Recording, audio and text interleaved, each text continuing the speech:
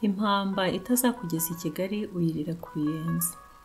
Uyu mugani mu Kinyarwanda bawuca iyo bashaka guhuhura iyabo rigayitse, bati impamba itazakugeza i Kigali uyirira ku Ruyenzi.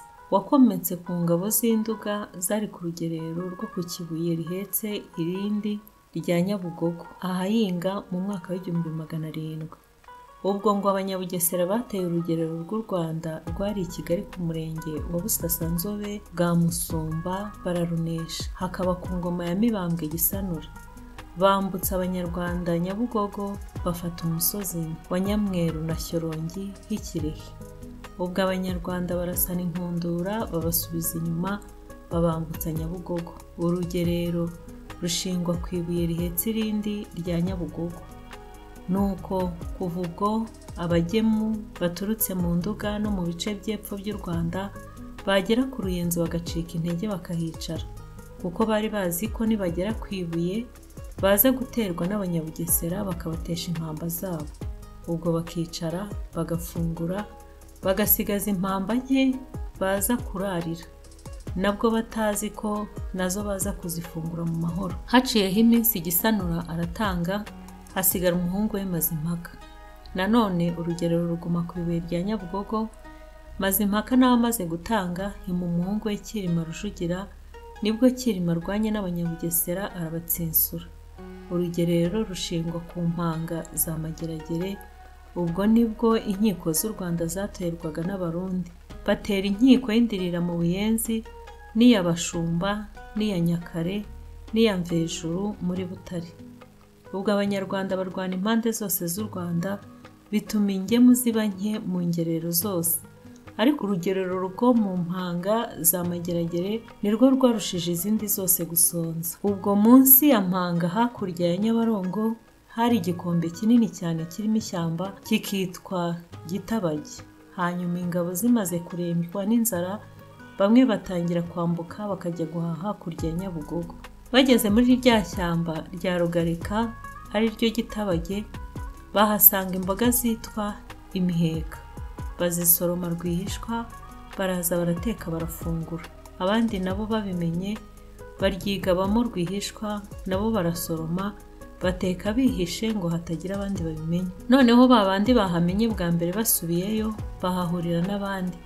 Igice kimaze kuhamenya nibwo gitangiye amarenga yo kujya bavuga ku buryo abandi batabimenya.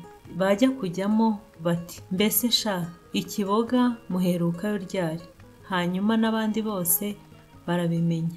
Bigaba muri iryo shyamba bararishitura, ntihasigara n'agati gahagaze.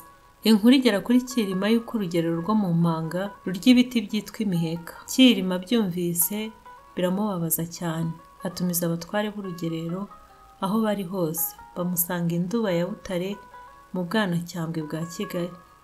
Bamaze kugerayo ababaza igituma ingabo ze zishonje, cyane cyane zo mu rugerero rw'Imageragere mu mpanga, kuko urwo rugerero ari rwo rurya ibiti byo mu ishyamba rya Rugarika. Ati, nibyo biduteje urubwa mu mahanga.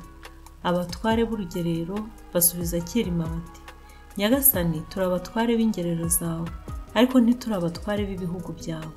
Cyilima ashinga itegeko ry'igerero ati, kuva ubu ingerero zizajye zigemurirwa mu gihe nkiriho no mu bandi bami bazabaho nyuma yanjye. Nuko Cyilima atumiza abatware b'ibihugu bye, abategeka atyo ati, mugemurire ingerero, utazazigemurira nzamunyaga. Arongera ati, kandi muzi ko nta munyarwanda utazi gutegeka. Ati, ariko uko muri aha mubanze urugerero rwo mu mpanga za Mageragere. Arangije abatware barikubura, ariko bataha bafite ubwoba. Nibwo ingemu nyinshi zisesekaye mu mpanga, ingabo ziranezerwa, zikira umuheka wo mu Gitabage. Ariko zawukize iryo zina ryarafashwe, hitwa Ikiboga kugeza n'ubu. Urugerero rumaze kubona ingemu nyinshi rutuma kuri Cyilima ruti, turakwifuza ngo uzaze mu rugerero rwacu rwa Mpanga. Nibwo Cyilima ahagurutse i Nduba ajya mu mpanga n'ingemu nyinshi.